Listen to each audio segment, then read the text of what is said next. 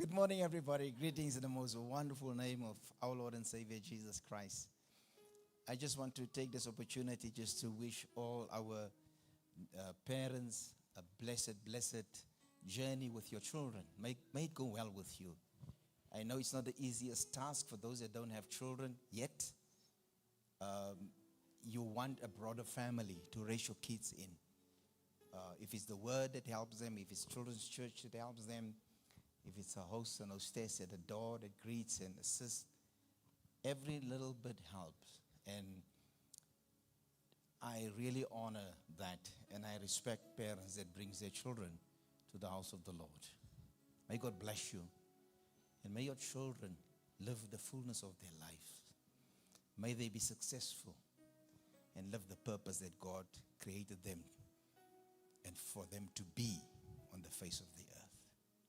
Are you ready for a word of the Lord this morning? This word is for you and for me. It stays constant in my life, and it should. And I'm cognitive of it day in and day out. I really live by it. And I want to, before we do the reading of the word, give you the title of the sermon. It says, Protect the Blueprint of Your God-Given Future.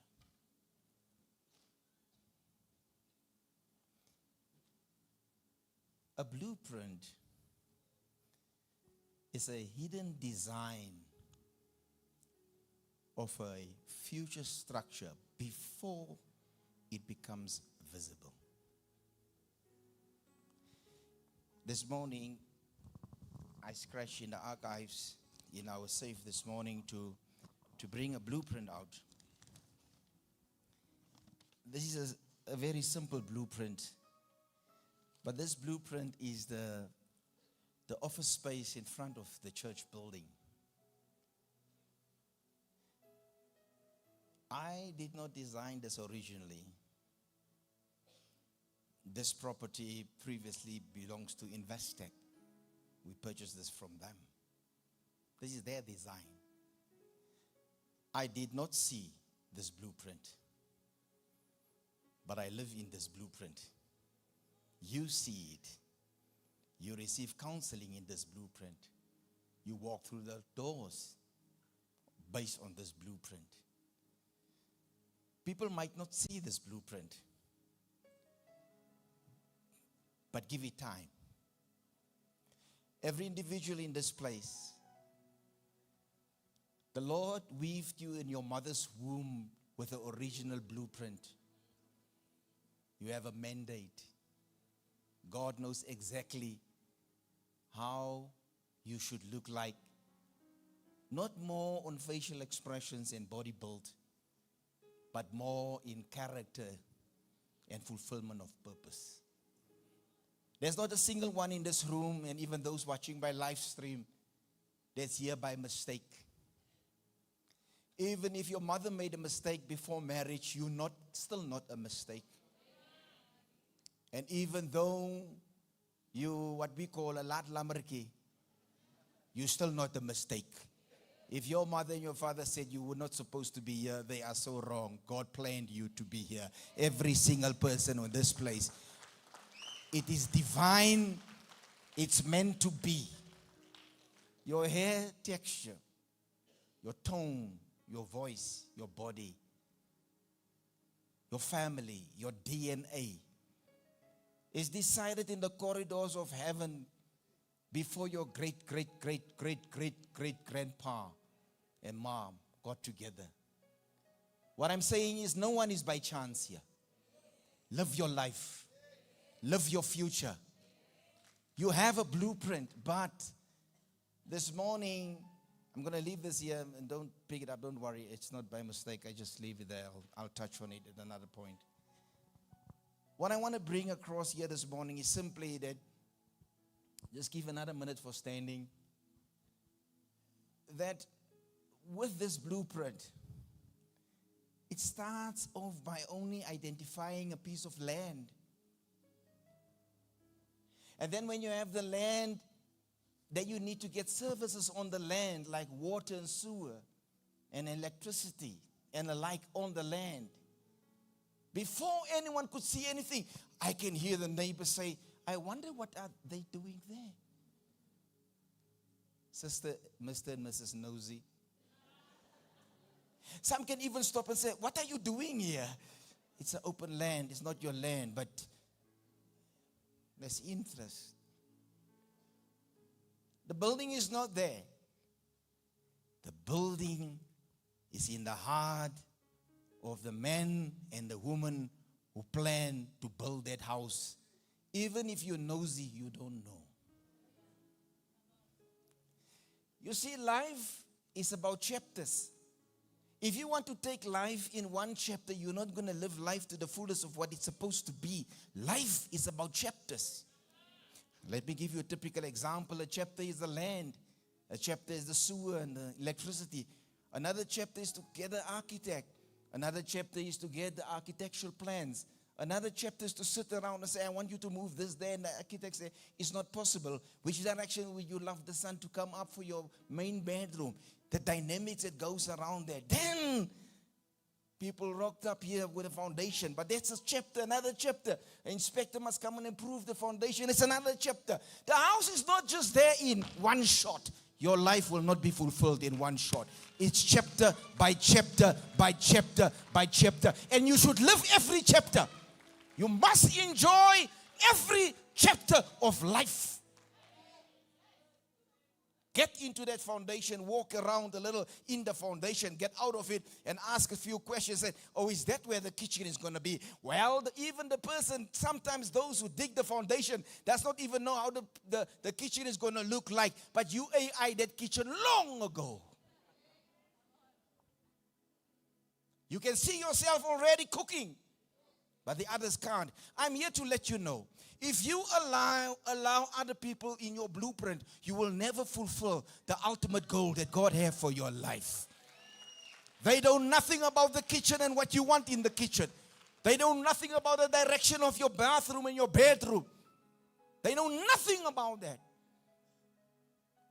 I'm here to let you know that life is about chapters. I can give you another simple illustration about chapters. Being a baby in nappies. Started to walk, another chapter. Started to talk, ne. I regret my parents taught me how to speak like, instead of saying doggy, they say it's woof woof. It's not woof woof, it's a dog. Now when you're big, now you woof woof, it's no woof woof. It's another chapter. Primary school, maybe grade R, how many R's are now in? It's another chapter. And then the beginning of school, the excitement of a parent. Then grade 1 and 2 and 3 and 4 and 5 and 6 and 7 and boom, another chapter, high school. With every chapter, ooh, Jesus, you must take note. You must be careful about what happened in every chapter. Because the bridging of every chapter is vital. If you never smoke and you bridge to high school and you end up with the wrong crowd, you start smoking. Chapters are so vital, so important, that when your children are young, and I'm really sorry, but back in the day we did not take guest speakers to hotels. They used to live in our home because it was just out of apartheid and there was not so many hotels available. But it was more financially than anything else. The ministry could not afford people placing them in hotels. But even though it was a respectful preacher that comes to live with me for the duration of the conference, I will bring loose mattresses into my bedroom. And I will let my children sleep around me, even though I tiptoe to bed. But I've got a responsibility in this chapter towards these children. I don't know if you hear what I'm saying. Are you not trusting people? No, it's not that I don't trust people. I have a responsibility for the foundation because I want to stand in the kitchen. I have a responsibility towards this church Because your children must be dedicated here and live and be raised in the house of the Lord. There's a responsibility. I cannot live the way I just want to live and think I can still be a pastor. There's chapters that you need to be accountable for. And it's important for everybody in this place, including me, to know that everybody is writing their own chapters. And I'm going into a new chapter in my life. But there's a thing about embracing the chapter. Let me give you a typical example. When you were young and you have your GTI Golf, you drop it as low as possible. You cannot even go and visit other people because their pavements are too high. But it's a chapter. It's okay. It's okay. The music is a chapter. Big speakers.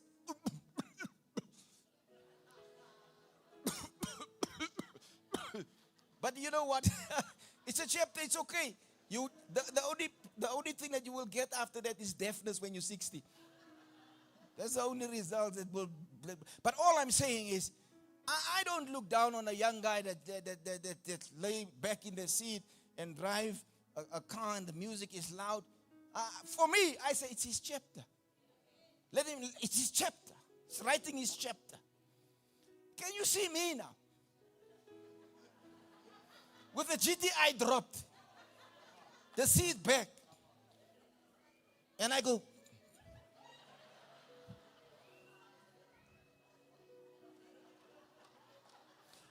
I'm saying embrace your chapter. Shout, embrace your chapter. There are people, they're out of age in their chapter. You are 60, my brother.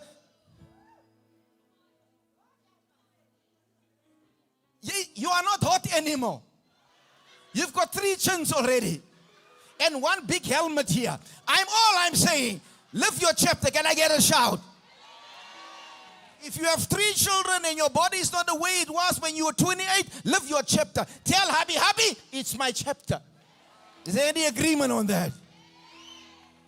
You must be happy for where you are. You see, when you're 16, you've got pimples. But I want to tell you, when you look into the mirror, put anything on it, from Vaseline to Gemeline. Put anything on that pimple, but I'm telling you one thing.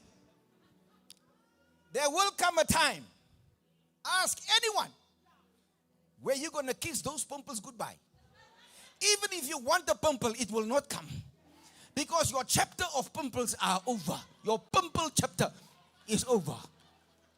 Am I here to let you know that you've got a blueprint in your life? And it doesn't matter where you are in your life. Don't worry, it's just a chapter. You might not have everything now, but the time will come when God will show off with you. Anything and everything takes time. It builds, but you have the blueprints. It's the foundation now. They serve as the electricity and the sewer now. But you must see yourself already cooking in the kitchen. If you allow other people to write your chapters, you will never cook.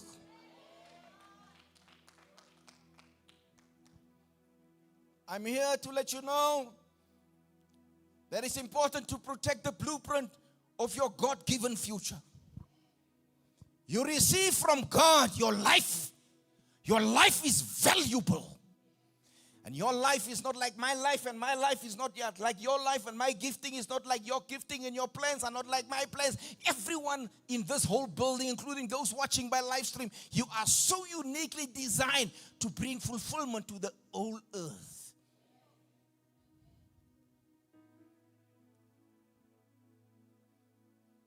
The text I'm using this morning is Proverbs 4 verse 23.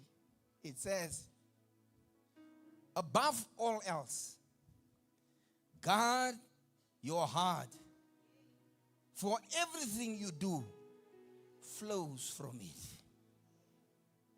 And the heart that I'm talking about is not a 30 centimeter below your brain, not that one. I'm talking about the heart where God functions and operates from. The spiritual heart. You have to guard that heart above all. You see, I preached some years back a sermon entitled WATCH. It's an acronym, WATCH. And I preached a sermon so many years back. I'm talking about maybe 35 years ago. And somebody walked up to me one day at a funeral. Of course, both of me and the person were of age now. And the person said to me, I remember your sermon watch of 35 years ago. The W stands for watch your words. What you say will build or kill your blueprint. The A stands for watch your actions. How you behave will build or kill your blueprint. Watch your thoughts. What you think and do will influence your blueprint. Watch your company. Your company. Your company. Your company lifted and unrooted so many people. They're out of blueprint right now. They are right now.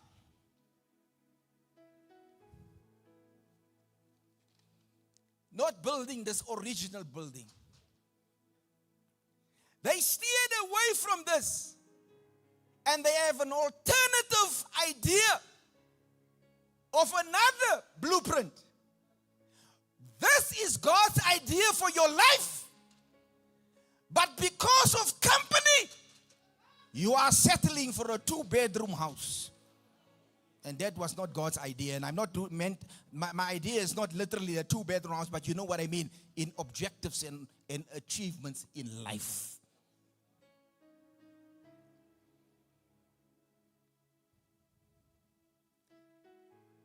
W, watch your words. A, watch your actions. T, watch your thoughts. C, watch your company. And H, watch your heart. Above all else, guard your heart. For everything you do flows from it. I'm going to use an Afrikaans word, but please forgive me. It sounds better in Afrikaans, and I'm going to try to translate. Did you ever heard somebody say, "It's a failure daarin"? It doesn't mean your heart is dirty. It doesn't mean there's mud on your heart. But we know what they say. You a wicked person. You mustn't trust that person. It's a failure, die man. Die man. Hey, but die man se number me say it's a failure, die man. You must be careful what you allow in and out of your heart. Do you know, with all my career within ministry, besides business, I've seen people started off well, move with the wrong company, and are on an absolute wrong track, away from the original blueprint that God have in mind for their lives. I'm asking you and I'm asking me, are you on track with God's original blueprint for your life? Or did somebody else design your architectural plans away from your original mandate? There's a lot of things that will influence that. You see, the seed. A seed carries blueprint. Lester Lynch, just come here quickly. A seed carries blueprint. I'll show you something. In this serviette, it's a little seed. Let's stand here under the lights. Let me put it in your hand there.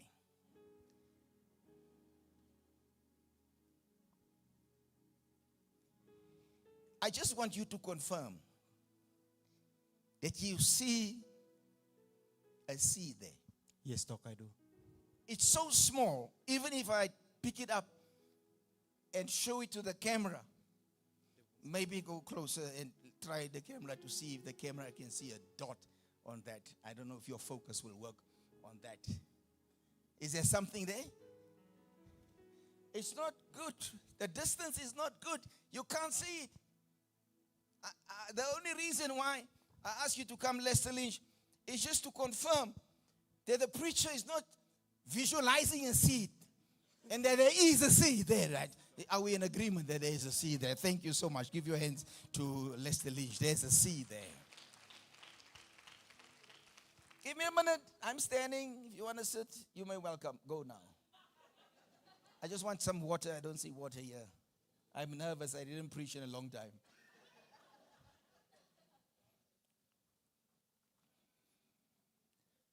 Help me to say the seed carries the blueprint of the future.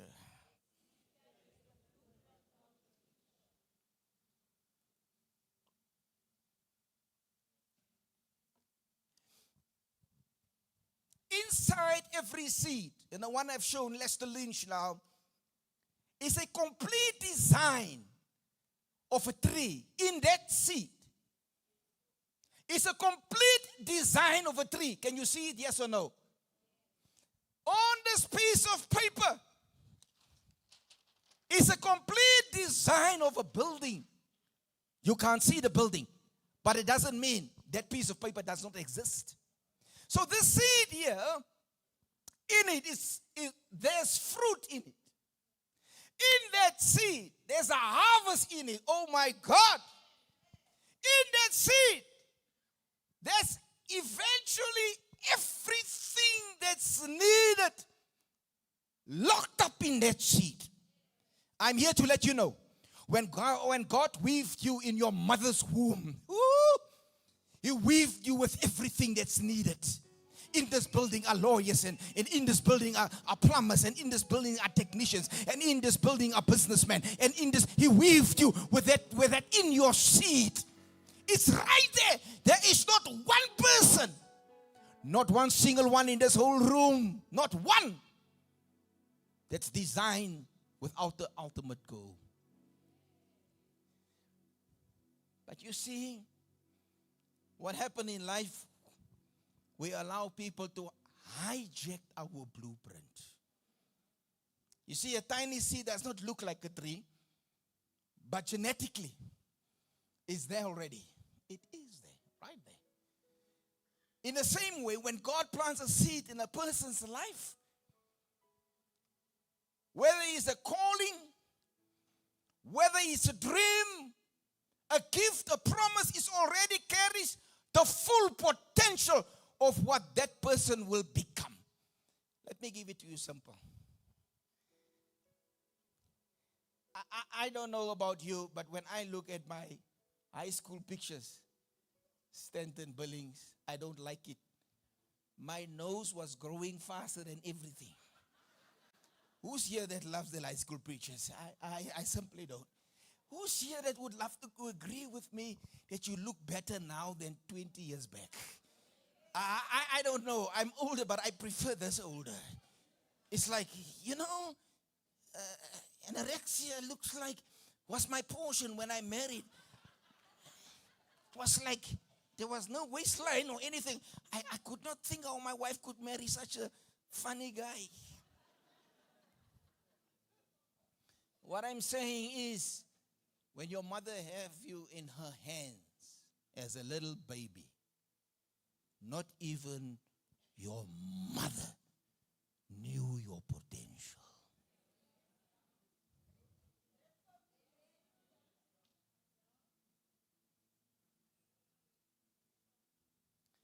Do you know people hate you for your blueprint?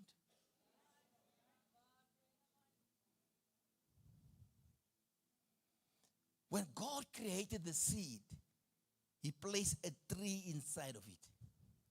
A seed. When God created an acorn, He placed a forest inside of it. When God created an apple seed, He placed an orchard inside it, a whole fruit farm inside of it. You don't see it.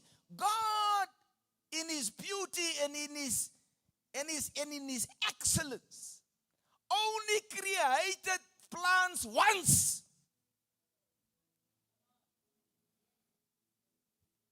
And we are still enjoying the seed of those, the fruit of those plants in multiplication. I'm here to let you know, don't underestimate small beginnings. for where you are right now. Don't worry. Yes, you may clap, but clap as you believe that it's true. You see, the devil hates small beginnings. And the devil will kill every dream at birth. Like Moses, he wanted to kill him at birth. Like Jesus, he wanted to kill him at birth. Like Joseph's dream, he wanted to kill it at birth. I'm here to let you know. You must not think when you dream. I remember, I don't know if people were funny about my wife many years back before I met her. I know of her in high school, but I didn't know her.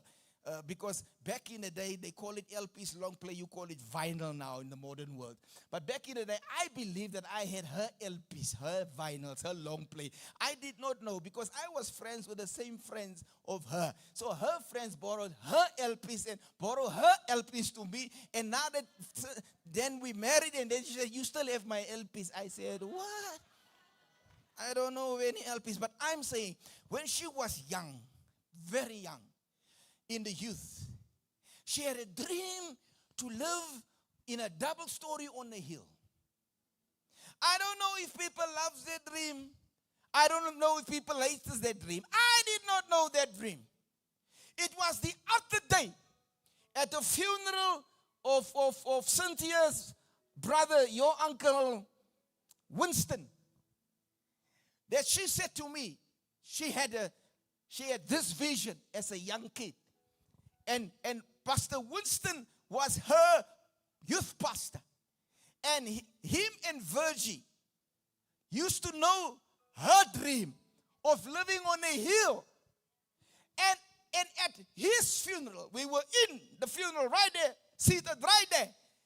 And she shared her dream because before Virgie passed on, she said, ask her, are you in your hill double story? She remembered a dream of a young teenager that was in youth. And I'm here to confirm, I didn't know that dream. But we are living on a hill. And we are living in a double story house. And I'm convinced I'm not living there because of me. I'm living there because of her. It was her dream. I was just walking into the blueprint of her dream without knowing. You dare not stop dreaming. You have an original plan designed in the corridors of heaven. It's your plan. It's God's idea for you for earth.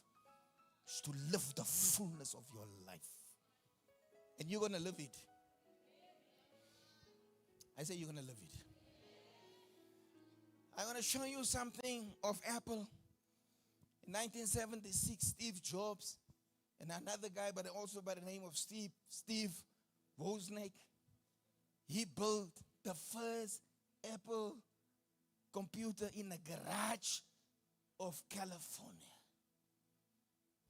In a garage. Touch your neighbor, say, don't despise small beginnings. I'm sorry, man. I'm sorry to get you so involved. Just touch somebody else and say, you're sitting next to a dynamite. Yeah. You can find another neighbor and say, you just don't know it, but it's coming. It's coming, it's coming, it's coming. You just don't know it, but it's coming. You just don't know it, but it's coming. Can you still dream? Is there anyone here that's still dreaming? Okay, two of you are dreaming. I'll try again. Is there anyone that's still dreaming? Remember now, your dreams comes in chapters. Do you know Amazon, how it started? Small beginnings in a garage by Jeff Bezos. 1994. Who here doesn't know Amazon? A dream. What about Microsoft? 2 students. Bill Gates and Paul Allen in a garage It seems like things are happening in garages. Hey, take your dream to the garage. Things are happening in garages. It seems like things, for those that can't make babies, go to the garage. Things are happening in garages. Move in for 6 months in a garage. Say, yeah, we're moving into the garage. Say, why? Say, my pastor said so. Say, well, let's move in the garage. If you want to start a business, go put your computer in the garage. Seems like things are happening in garages.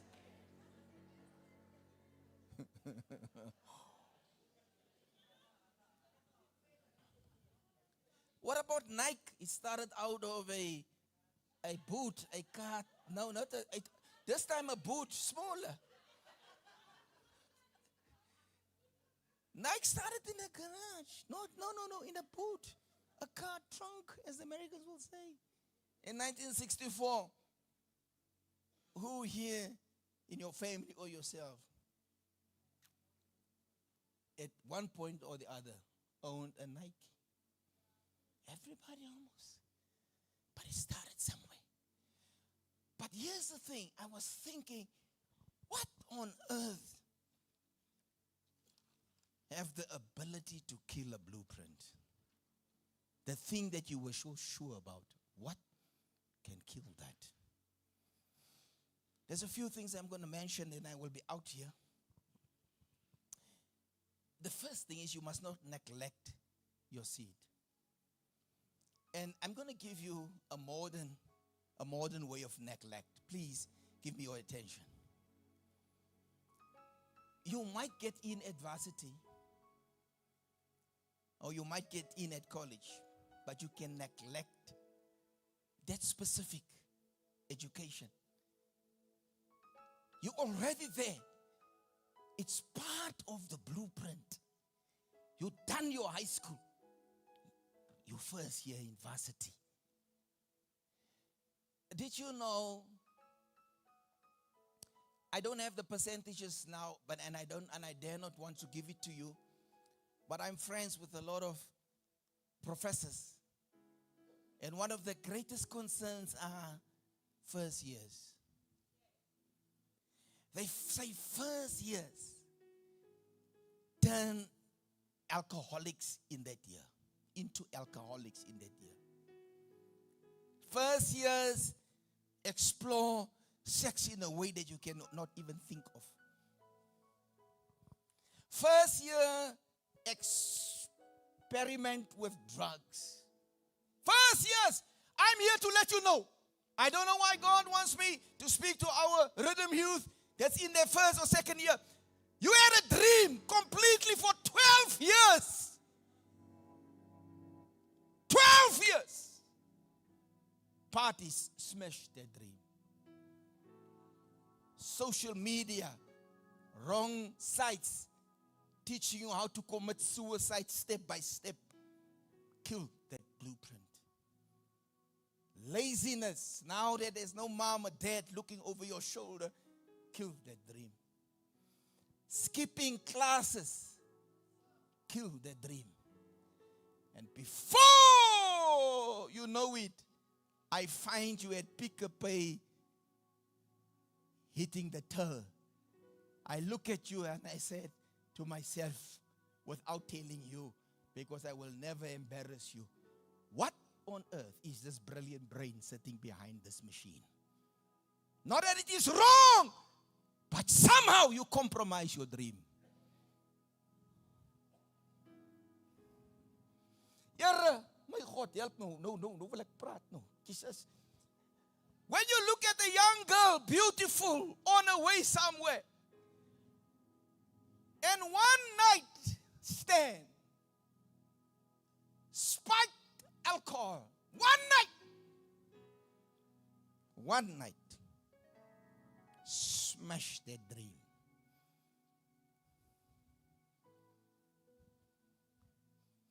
But even so, when you've made a mistake, I like the God of a second chance.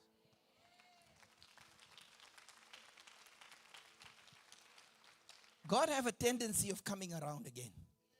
God have a tendency of pushing you up the wall and say, what about the original mandate that I place into your heart? What about that? I know of people, I promise you, who've made mistakes in their university career, who made mistakes in their college career, who made their mistakes even in the choice of spouse, but they pull themselves together and they manage to get back to the original mandate. I'm here to let you know, it's not how quick you build this thing, it is, do you complete the mandate for earth? Listen to me. Jesus died at 33. At 30, there was hardly anything to prove. His ministry lasted 3 years, and it still impacted the earth up till today. I'm here to say, age is a number. If you're 60 and you can't drive, go get a driver's license. I'm just letting you know. We must drive you all over. All over. Go get your driver's license. We must now, it's your blueprint to go there. Now we must go with you there. We don't want to go there. Take yourself there. That's why you're 16, you still don't have a boyfriend. Drive.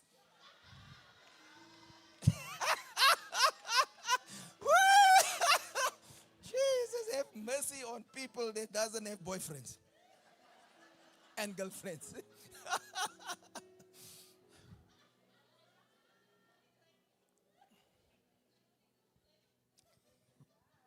Let me rush. The first one, don't neglect your seed. The second one, don't allow fear to stop your growth. I'm talking about what causes your blueprint to die. Fear often prevents people from stepping into the calling.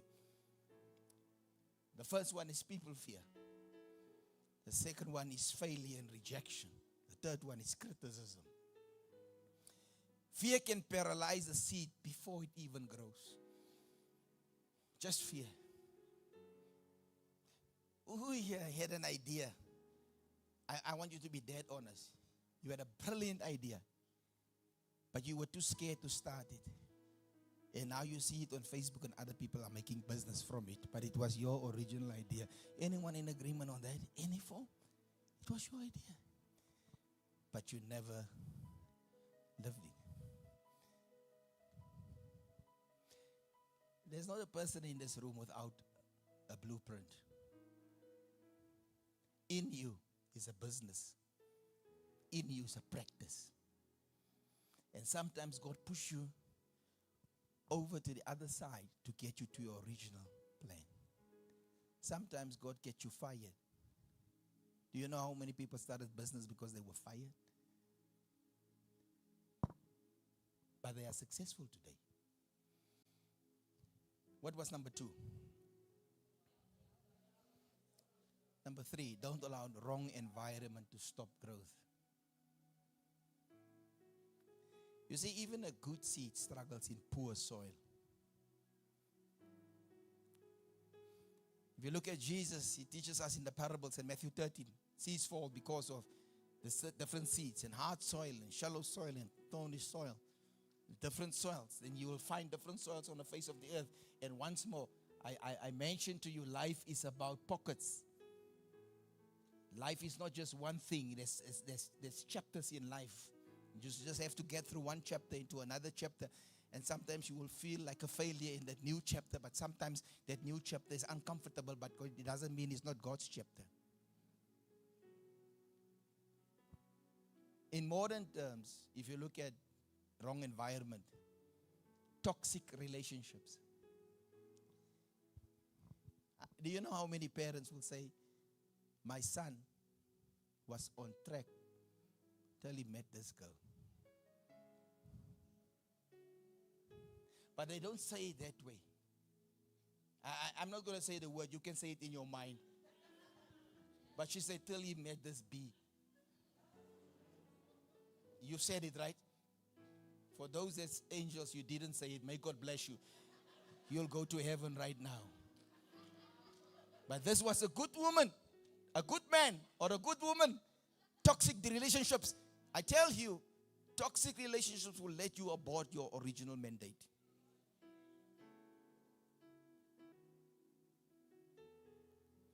Negative influences. And environments that discourage growth. Do you know there's a group?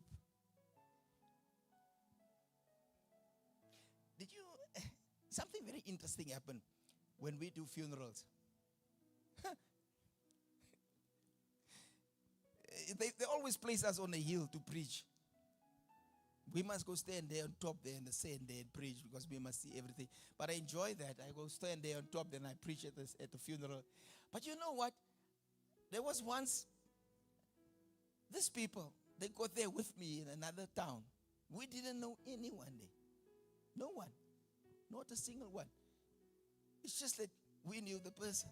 And I did the funeral. So I was standing there. And you know what? Before I could say, bear or dare, I look for this person and that person and that person. Three of them, boom, missing. You know what? There at the funeral site, there was a booth standing open.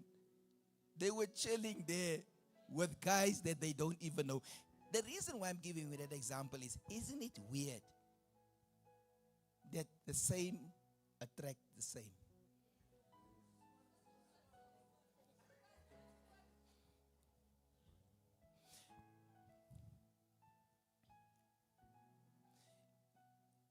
If you, I know, allow me for my age and my career to let you know that there are people that not necessarily like the idea of your blueprint, and they will do everything in their ability and their power to bring you down, but you don't see it.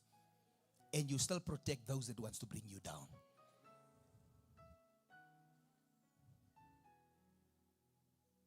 Toxic relationships, sickening relationships, polluting relationships. I feel so sorry sometimes for beautiful married couples. You see their marriages are working, but they've got this toxic person that will say something like, I will never allow a woman to delala me. Your wife delala you. You see me, I don't, my wife.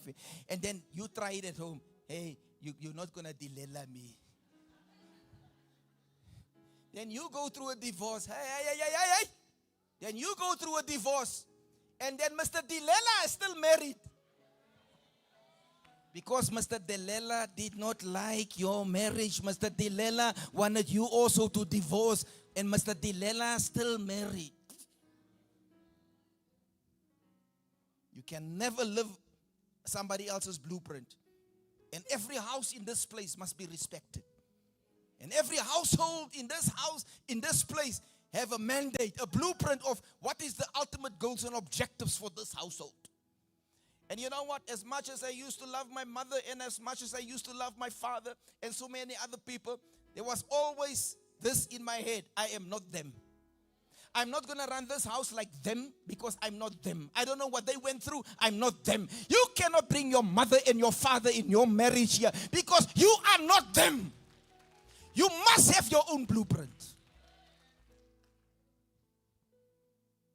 Tell them that some mark.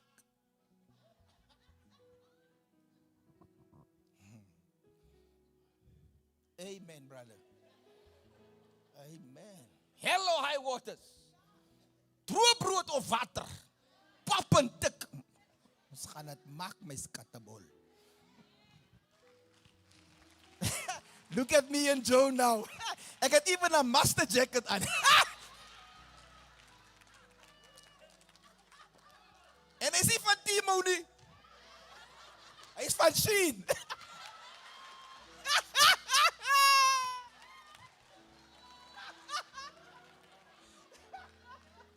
Woo! I say we're gonna make it. I say we're gonna make it. Our families will make it. Our children will make it. Our careers will make it. The only thing is, stand tight as a family. Stand tight in your blueprint. It's going to work. Don't be, is it number 4? Don't be impatient with the process. Seeds grow slow. Pastor Xavier showed you every week. Some people abandon the seed because they want instant results.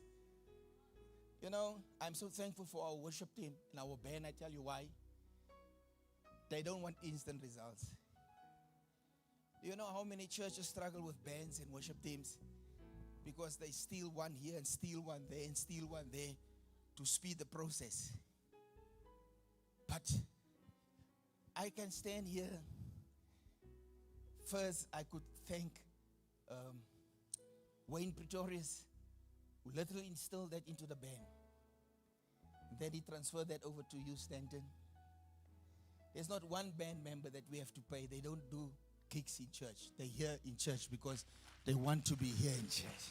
Can you put your hands together for that? Yes. Oh, shoot. You know why? Because we are prepared to go through the process. It's slow, but it's sure. Your household also have a process. Stand together and do your best. I'm almost done.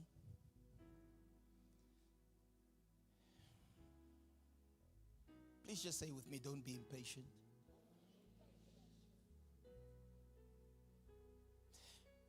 Can I say this? Can I ask the young ladies and the young men in this house? Listen to me. Just give me a hearing. When you start out working, don't buy an expensive car, even if your salary allows it. Buy an entry-level car that you have a service plan. And then you buy your first flat.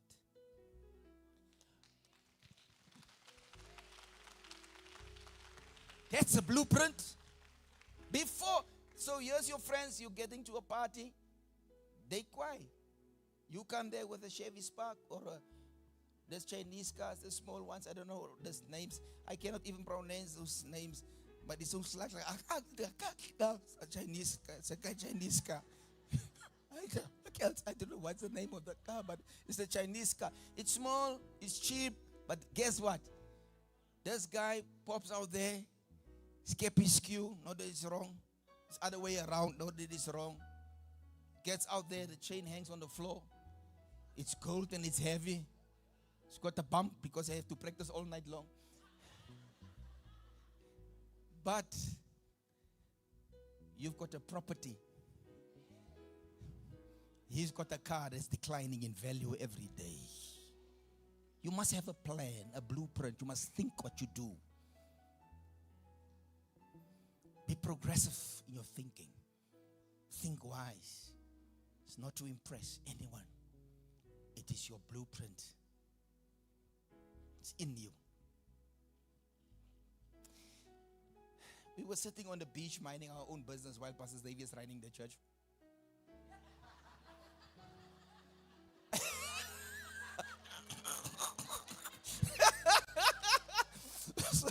So we were sitting on the beach, and there was a youngster there. Oh, this youngster, man, he looks so cool youngster. I always say to them, I joke with them because their muscles are standing all over. Then I call them, say, come here. Then they walk up to me, yes, sir. Then I said, didn't you receive my memo? Then they asked, what memo, sir? Then I said, when I'm with my wife, you must wear oversized clothes. Because you embarrass me. Look how I look and look. This is not good. So there was this youngster with these older pecs. And this youngster, he asked me, he wanted to go to swim.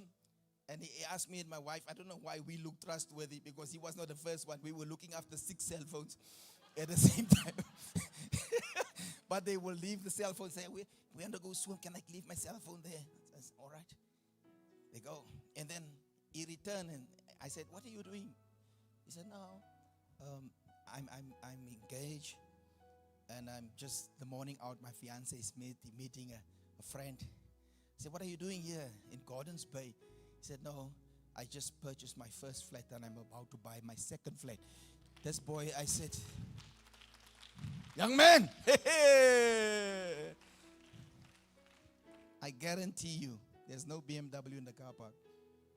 But I tell you one thing, if you're patient enough and you do it right, by the time you turn the corner, you can buy 2 cash. And that year's model. I'm here to let you know. I know I joke here in between, but you get the message, right? I'm saying this. Go watch those guys that show off their tires. They can't afford tires. Do you know those cars come out with something flat? Run flats. They can't afford run flats. It's normal tires now. It's a BMW with a China tire.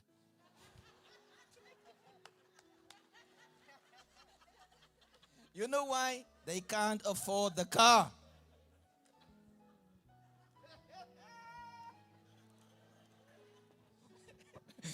Somebody need to shout now. Go on holiday again, preacher. I like your preaching when you're from holiday.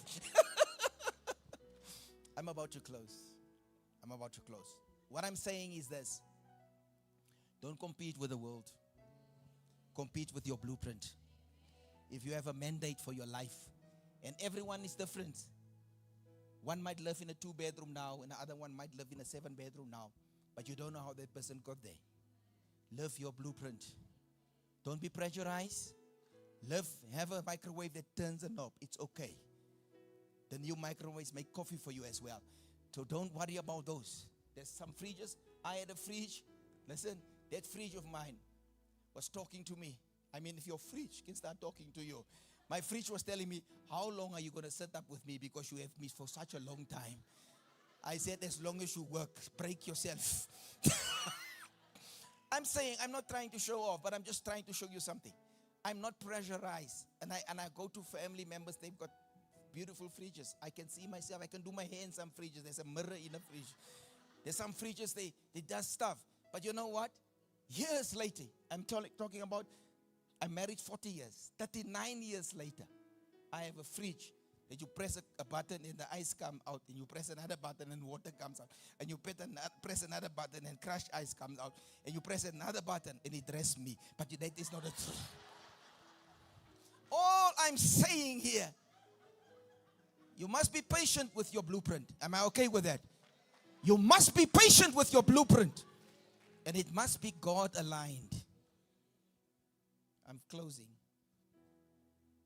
Don't get distracted by worldly pleasure. One, under worldly pleasure, the distraction of constant digital noise. They phoned me this week. They say, Mr. Hendricks, your iPhone is ready for an update. I said, I'm so happy. It's an upgrade. I said, your iPhone is ready for an upgrade. I said, thank you for phoning me. I'm just now to downgrade me. Give me the cheapest packet available because I'm not upgrading. Because if iPhone 16 is out, I've got a 16. 16. 17 is out. What is the latest one? Then I've got a 15. I've got a 15. I'm not even done paying the thing off. There's 18 out. If you try to run a race in the digital noise, you're going to kill yourself. I'm just saying the reason why some of you are struggling is because of decision makings. The second thing is, don't get distracted by worldly pleasure, is the distraction of chasing wealth and status. It's a modern culture. Constantly tells people that success is equals money, luxury, status, and recognition. You know, even pastors have a sick feeling of recognition. I don't need all those titles. In any case, when you gossip about me, you call me Carl.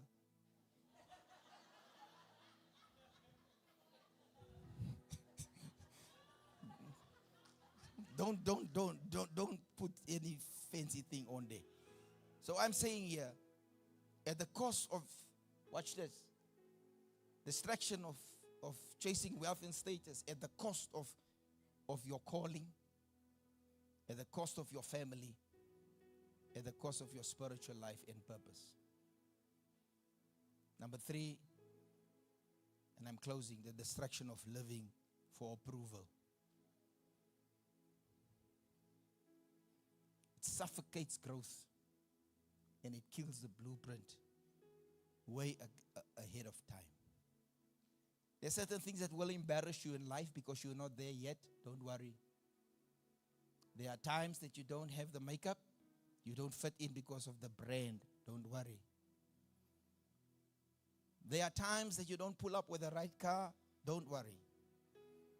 It's all a matter of time. And this is something about life I want to say here this morning. There's always somebody better than you. So if I try to keep up with the Joneses,